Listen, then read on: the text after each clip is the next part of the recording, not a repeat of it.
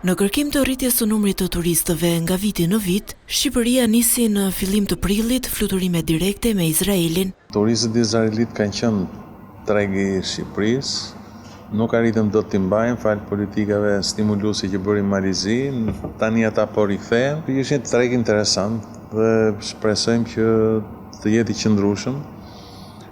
Nuk është se janë turistë vetëm për plazh, janë turistë gjithvjetor, edhe është një kontingjent i rëndësishëm për t'i dhënë ngjyrë turizmit në Shqipëri.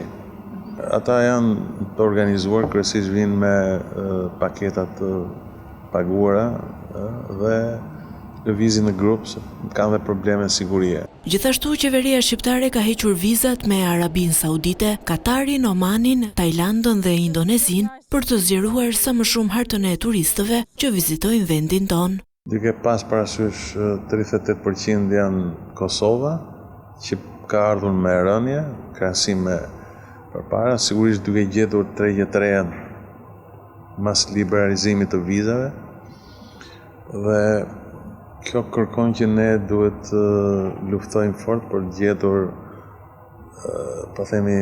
për të plotësuar turizmin shqiptar me kërkesat e tyre, pasi rinia kërkon modele të reja. Sipas operatorëve turistik, këto janë rrugë që qeveria shqiptare po gjehen për të plotësuar mungesën e turistëve nga Kosova, të cilët braktisën Shqipërinë vitin e shkuar për shkak të liberalizimit të vizave.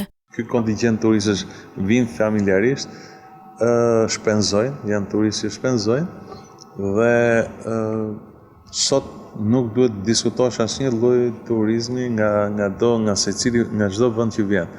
Ne duhet përgatitemi fort për turizmin indian dhe turizmin kinez.